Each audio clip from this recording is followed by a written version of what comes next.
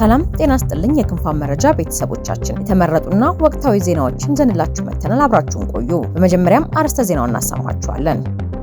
በቀድሞ የህወሓት አመራሮች የተመሰረተው ዲሞክራሲያዊ ስምረት ትግራይ ስምረት ፓርቲ በወጣው መግለጫ ላይ በፌደራል መንግስቱ እጅግ ማዘኑን አስታወቀ። አቃቢ ህግ በቀድሞ የሰላም ሚኒስትር ዴኤታና የጨፌ ኦሮሚያ አባል በነበሩት አቶ ታዬ ደንደዓ ላይ ባደረጉት ቃለ ምልልስ ላይ ተመስርቶ 3 ተጨማሪ አዳዲስ ክሶችን እንዳቀረበባቸው ተነገረ። በአፋር ክልል ኤርታሌ ተራራ አቅራቢያ ትናንትና የእሳተ ገሞራ ፍንዳታ መከሰቱንና ፍንዳታው በአካባቢው ላይ ከ10,000 ዓመታት በኋላ የተከሰተ የመጀመሪያው ሊሆን እንደሚችልም ተገለጸ። እነዚህንና ሌሎች ዝርዝር ዜናዎችን ዘንላችሁ መተናል። አብራችሁን ቆዩ። መረጃዎቻችንን በየጊዜው እንዲደርሷችሁ ቻናላችንን ሰብስክራይብ በማድረግ የደወል ምልክቷን ይጫኑ። አቃቤ ህግ በቀድሞ የሰላም ሚኒስትር ዴኤታና የጨፌ ኦሮሚያ አባል በነበሩት አቶ ታዬ ደንደዓ ላይ 3 አዳዲስ ክሶችን ማቅረቡን ጠበቃቸው አበራ ንጉስ ገልጸዋል። ክሶቹ የቀረቡት ዛሬ ህዳር 15 በዋሉ ችሎት ነው። የዛሬው ችሎት ተሰጥቶ የነበረው አቶ ታዬ ቀደም ሲል ከቀረቡባቸው 3 ክሶች መካከል ጥፋተኛ የተባሉበት ህገወጥ መንገድ የጦር መሳሪያ ይዞ በመገኘት በሚለው 3ኛ ክስ የቅጣት አስተያየት እንዲቀርብ ነበር። የተከሳሽ ጠበቃ አበራ አቃቤ ህግ በዛሬው ችሎት የቅጣት አስተያየቶችን ከማቅረብ ይልቅ በ3 ተጨማሪ ክሶች ማቅረቡን ገልጸዋል። ጠበቃው ወገን ስለ ጉዳዩ የአሰራር ለውጥ አስቀድሞ እንዳልተናገረም ተናግረዋል። እንደ ጠበቃው ገለጻ አቶ ታዬ ላይ 3ቱም ተጨማሪ ክሶች የቀረቡባቸው በቅርቡ ሆርን ኮንቨርሴሽን ከተሰኘ ሚዲያ ጋር ባደረጉት ቃለ ምልልስ ላይ ባነሷቸው አስተያየቶች ነው። የመጀመሪያው ክስ በወንጀል ህግ አንቀጽ 257 ስር በተቀመጠው የህገ መንግስቱንና የህገ መንግስታዊ ስርዓቱን መናድ በሚለው ክስ ነው። አቃቢ ህግ በአቶ ታዬ ላይ ይህንን ክስ ያቀረበው ታጣቂ ቡድኖችን በተለይም ሸኒንና ፋኖን የሚደግፍ ፕሮፓጋንዳ አሰራጭተዋል በሚል ሲሆን አቃቢ ህግ በቃለ ምልልሱ የሰጧቸው አስተያየቶች በመንግስት ጠላቶች ተብሎ የተፈረጁ ኃይሎችን እንደመደገፍ ይቆጠራሉ ሲሉ መከራከራቸውን ጠበቃው ገልጸዋል። ሁለተኛው ክስ በወንጀል ህግ አንቀጽ 337 መሰረት የቀረበ ሲሆን አቶ ታዬ በመከላከያ ሰራዊት ላይ ሐሰተኛና አሳሳች መረጃዎችን በማሰራጨት በተመለከተ የቀረበ ነው። በዚህ ክስ ላይ አቃቢ አቶ ታዬ በትግራይ ክልል ጦርነቱ ከመጀመሩ በፊት በሰሜን እዝ ላይ ስለተፈጸመው ጥቃት ሐሰተኛ መረጃ በመስጠት የመከላከያ ሰራዊቱን መልካም ስም አጉድፈዋል ሲሉ ክስ አቅርቧል።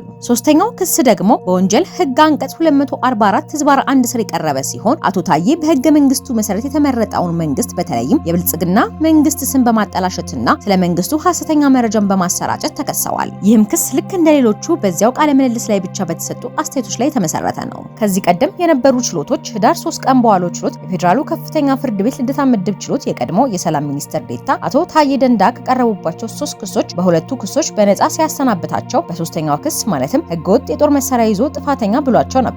በወቅቱ ጠበቃ አበራ እንደተናገሩት ፍርድ ቤቱ አቶ ታዬ ደንደዓ ከመጀመሪያዎቹ 2 ክሶች ነጻ አድርጓል። እነዚህም ክሶች ለታጣቂ ቡድኖች ሞራላዊ የቃል ድጋፍ መስጠት እንዲሁም መንግስትን በኃይል ለመጣል የሚደረጉ እንቅስቃሴዎችን መርዳት የሚሉ መሆናቸውንም ተናግረዋል። ፍርድ ቤቱ አቃቢ ህግ ያቀረባቸው ማስረጃዎች የወንጀል ድርጊት አይደሉም ሲል የወሰነ ሲሆን ይልቁንም ሐሳብን በነጻነት የመግለጽ መብታቸው ስር የተጠበቁ መሆናቸውን አብራርተዋል ሲል ጠበቃ አበራ አስረድተዋል። ሆኖም ፍርድ ቤቱ አቶ ታዬ ደንደዓ ያልተፈቀደ የጦር መሳሪያ ይዞ በመንቀሳቀስ በሚለው 3ኛ ክስ ጥፋተኛ ብሏቸዋል። እንደ ጠበቃቸው ገለጻ ክሱ ላይ መከራከሪያ ያቀረቡ ቢሆንም ችሎቱ ግን አቶ ታዬ የመሳሪያ ህጋዊነት ማረጋገጥ አልቻሉም የሚል ድምዳሜ ላይ ደርሷል ብለዋል። በዛሬው በዋለው ችሎት ፍርድ ቤቱ ህገወጥ የጦር መሳሪያ ይዞ መገኘት በሚለው ክስ የቅጣት ውሳኔን ለመስጠትና አቶ ታዬ ለአዳዲሶቹ ክሶች መልስ እንዲሰጡበት ለህዳር 23 ቀን 2018 ዓ.ም ተለዋጭ ቀጠሮ መስጠቱን የተከሳሹ ጠበቃ አበራ ገልጸዋል። የሰላም ሚኒስትር ዴኤታ ሆነው ያገለገሉት አቶ ታዬ ደንደዓ ጠቅላይ ሚኒስትር ዶክተር አብይ አህመድ ላይ በይፋ ትችት ካሰሙ በኋላ ከስልጣናቸው የተነሱ ሲሆን በታህሳስ ወር 2016 ዓ.ም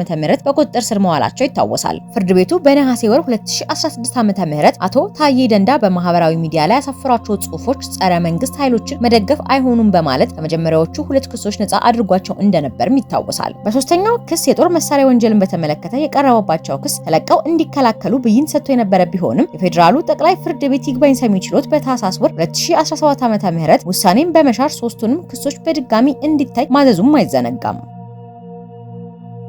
በፌደራል መንግስቱ እጅግ አዝነናል ሲል ስምረት ፓርቲ ገለጸ። አቶ ጌታቸው ረዳ የሚመራውና በቀድሞ የህወሓት አመራሮች የተመሰረተው ዲሞክራሲያዊ ስምረት ትግራይ ስምረት ፓርቲ በወጣው መግለጫ በፌደራል መንግስቱ እጅግ ማዘኑን አስታውቋል። ፓርቲው በመግለጫው የፕሪቶሪያ ስምምነት ሁሉንም አይነት ውዝግቦችና ልዩነቶች በህገ መንግስቱ መሰረት እንዲፈቱ እድል የሰጠ መሆኑን አንስተው ይሁን እንጂ በዚህ ያልተደሰቱ የውጭና የውስጥ አካላት በሚያደርጉትና እየደረጉት ባሉት ጥረት ስምምነቱን የጠበቀውን ውጤት እንዳያመጣ አድርገውታል ብሏል። መግለጫው ሲቀጥልም በዚህ በዚህ ስምምነት መሰረትና በህገ መንግስቱ በተቀመጠው አግባብ የምዕራብ ትግራይ ተፈናቃዮች ዋስትና ባለው አግባብ እንዲመለሱ በከፍተኛ የፌዴራል አካላት እየተመራ የተሻለ ደረጃ እንደደረሰም ጠቅሷል። ጨምሮም ነገር ግን አካባቢውን ወረው የያዙና በፕሪቶሪያ ውል መሰረት ያለ አንዳች ቅድመ ሁኔታ እንዲወጡ ስምምነት የተደረሰባቸው ኃይሎች የተጀመረውን የሰላም ሂደት አፈጻጸም የሚያደናቅፉ መግለጫዎችን እያወጡ ነው ያለው ስምረት ፓርቲ ይህ ይስተካከላል በሚል ዝምታን መምረጡንም አውስቷል። ነገር ግን የስምምነቱ ባለቤት የሆነው የፌዴራል መንግስቱ ይህንን ለማረም ምንም ጥረት ሲያደርግ አለማየቱን የጠቀሰው ስምረት የፌዴራል መንግስት ለማረም ያደረገውን ጥረት ባለማየታችን እጅግኑን አዝነናል ብለዋል።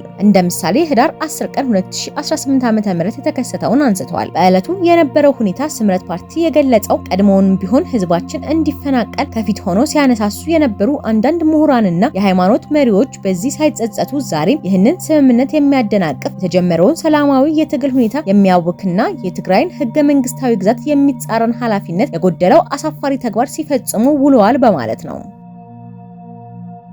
በአፋር ክልል ኤርታሌ ተራራ አቅራቢያ ትላንትና ህዳር 14 ቀን 2018 ዓ.ም የእሳተ ገሞራ ፍንዳታ መከሰቱን የሀገር ውስጥ መገናኛ ብዙሃንና ዓለም አቀፍ እሳተ ገሞራ ክትትል ኤጀንሲዎች ዘግበዋል። ፍንዳታው በአካባቢው ላይ ከ10,000 ዓመታት በኋላ የተከሰተ የመጀመሪያው ሊሆን እንደሚችልም ተገልጿል። የአፋር ክልል መንግስት ኮሚኒኬሽን ቢሮ ባወጣው መግለጫ የሁኔታውን ክብደት በመረዳት ለተከታታይና ጥልቅ ዘገባዎች የሚዲያ ስምሪት ማድረጉን ጠቅሶ የኤርታሌ ፍንዳታው ከወትሮ በተለየ መልኩ የመጠንና የድምፅ አስደንጋጭነት እንደነበረው በአፋር ቲቪ በኩል በስፍራው ከተሰማሩ ጋዜጠኞችና ከአካባቢው ነዋሪዎች መረጃ ተረጋግጧል ብሏል። ፍንዳታው የተከሰተው በምስራቅ አፍሪካ እጅግ ንቁ ከሆኑ ቀጠናዎች በአንዱ በኤርታሌ ተራራ አቅራቢያ ነው። ኤርታሌ እሳተ ገሞራ በኩልብቲ ራሱ ዞን ኤፍራዳ ወረዳ በ8 ኪሎ ሜትር ርቀት ላይ ከፍተኛ ፍንዳታ መከሰቱን ተከትሎ በተለያዩ አቅጣጫዎች ጭስና አመድ መሳይ ብናኝ ማስከተሉንም ተገልጿል። እንደ ዘገባው ገለጻ ከሆነ ፍንዳታው በተከሰተበት ሰዓት የነበረው ድምጽ ከፍተኛ በመሆኑ በኤርታሌና አፍዴራ ከተማ አቅራቢያ ንዝረትና መጠነኛ መንቀጥቀጥ አስከትሏል። ነዋሪዎች በድምጹ እጅግ ተደናግጠው በፍርሃት ታውጠው ነበር ሲሉ ክስተቱን አስረድተዋል። የድምጹ ስሜት እስከ ጅቡቲ፣ ትግራይና ወሎ ዙሪያ ባሉ ከተሞች ላይ እንደተሰማ በስልክ አነጋገርኳቸው ያላቸው ነዋሪዎች መናገራቸውን ዘግቧል። የፈነዳው ተራራ ከዋናው የኤርታሌ ተራራ በ8 ኪሎ ሜትር ርቀት ላይ የሚገኝ ሲሆን ከ3 ቀን በፊት ጭስ መሰል ነገር ይታይበት እንደነበረም በስፍራው በእንስሳ ጥበቃ ላይ የተሰማራ ወጣት ገልጿል። ተራራው ከዚህ በፊት ምንም አይነት ምልክት አሳይቶ እንደማያውቅና ከ3 ቀን በፊት የተወሰነ ጭስ ማውጣት ጀምሮ ትላንትና ለጆሮ በሚከብድ መልኩ ከፍተኛ የፍንዳታ ድምጽ እንዳወጣና አካባቢውን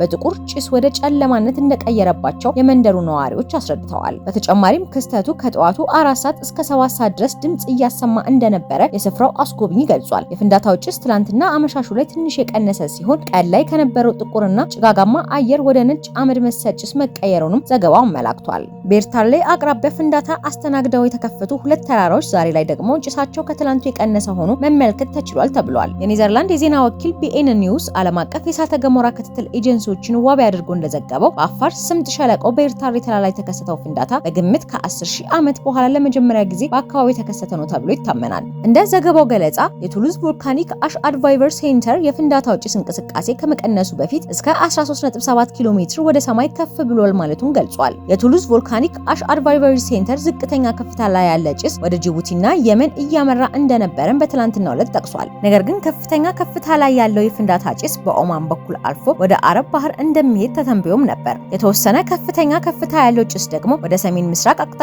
ወደ ኢራን፣ ፓኪስታን እና ህንድ አካባቢ እንደሚያመራም ተገምቷል። በአዲስ አበባ ዩኒቨርሲቲ የጂኦፊዚክስ ህዋ ሳይንስ እና አስትሮኖሚ ተቋም የሴስሞሎጂ ትምህርት ክፍል ኃላፊ ፕሮፌሰር አታላይ አየለ የተከሰተው የእሳተ ገሞራ ፍንዳታ በንቁ ጥልቅ አለቶች መብላላት ምክንያት የተፈጠረ ነው ሲሉ ተናግረዋል። ከባድ የተባለው የእሳተ ገሞራ ፍንዳታ መከሰቱን የገለጹት ፕሮፌሰሩ ሁኔታውን ለማጥናት የጂኦፊዚክስ ተመራማሪዎች ወደ አካባቢው ተልከዋል ብለዋል። የዳናኪል ዝቅተኛ ስፍራ ንቁ የስምጥ ሸለቆ እየተካሄደበት የሚገኝ ስፍራ መሆኑን ገልጸው የእሳተ ገሞራ ፍንዳታው እንደ ወትሮ ሁሉ በንቁ አለቶች መብላላት የተከሰተ መሆኑን አብራርተዋል። በፍንዳታው ተከትሎ ጠጠርና ድንጋዮችን ወደ ሰማይ እንደሚወረወሩና ከፍተኛ ጭስና እሳት ነክ አመድ ሊያስከትል ይችላል ያሉት ኃላፊው የአካባቢው ማህበረሰብ አስፈላጊውን ጥንቃቄ ሊያደርግ እንደሚገባም አሳስበዋል። በአዲሱ ተራራ ላይ የተከሰተው ፍንዳታ አስፈሪ ቢሆንም በሌላ መልኩ ደግሞ ለቱሪስቶች የሚስብ ትዕይንትን ፈጥሯል። ቡድኑ ምሽት 3 ሰዓት ተኩል ላይ እሳተ ገሞራ ወደሚገኝበት ስፍራ ሲደርስ ቀን ላይ ህዝቡን ሲያስጨንቀው የነበረው ፍንዳታና ጭስ ረገብ ብሏል። አስጎብኚዎችም ቱሪስቶችን ለተጨማሪ ጉዞ በማስተባበር ላይ ነበሩ። ምሽቱ ላይ ክስተቱን በግልጽ ማየት የማይቻል ስለነበረ ቡድኑ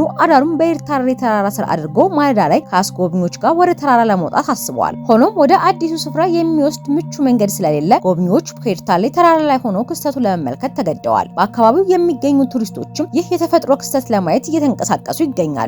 የኤርታሌ እሳተ ገሞራ በየጊዜው በተለያዩ ወቅቶች የሚቀንስና እንደ አዲስ እየፈነዳ የሚከሰት መሆኑን የአፋር ክልል ቱሪዝም ቢሮ የቱሪዝም ልማት ዳይሬክተር አቶ መሐመድ ሐሰን ተናግረዋል። በዚህ ወቅትም ከዚህ ቀደም በእሳት ባህሪነት ላቫሌክ የሚታወቀው የኤርታሌ እሳተ ገሞራ ደርቆ እንደ አዲስ ለመፈንዳት የሚያደርገው እንቅስቃሴና ድምጽ እየተሰማ ነበር። ብዙዎችን ያስገረመው ጉዳይ የነበረው የእሳተ ባህሩ ደርቆ ትላልቅ አለቶችን መፍጠሩና የተፈጠሩት ተራራዎችም ወደ ውስጥ ሸለቆ እየሰሩ እየተናዱ መገኘታቸው ነው። እሳተ ገሞራው ከዚህ ቀደም ይታወቅ የነበረው በኤርታሌ ተራራ ላይ ቢሆንም ትላንት የተፈጠረው አዲሱ ፍንዳታ ግን ኃይሌ ጉበት የሚባለው ሌላኛው ትልቅ ተራራ ላይ ተከሰተ ሲሆን በኃይል እየጨሰና ተራራውም እየተናደ ይገኛል። እንደ ኃላፊው መረጃ ከሆነ አሁን የሚታየው ፍንዳታ በየጊዜው በተለያዩ ቦታዎች ላይ ሲከሰት የነበረውና አሁን የተከሰተውም ወቅቱን የጠበቀ ነው ሲሉ ተናግረዋል። በተጨማሪም በፍንዳታው የተነሳ የዓለም አቀፍ በረራዎች ላይ ችግር መፈጠሩም ተነግሯል። የኦማን መንግስት ኢንቫይሮንመንት ባለስልጣን የአየር ብክለትን መከሰቱን የሚመረምር ስርዓት መዘርጋቱንም አስታውቋል። ባለስልጣኑ እንዳለው በ68 መቆጣጠሪያ ጣቢያዎቹ አማካኝነት ወደ ሀገሪቱ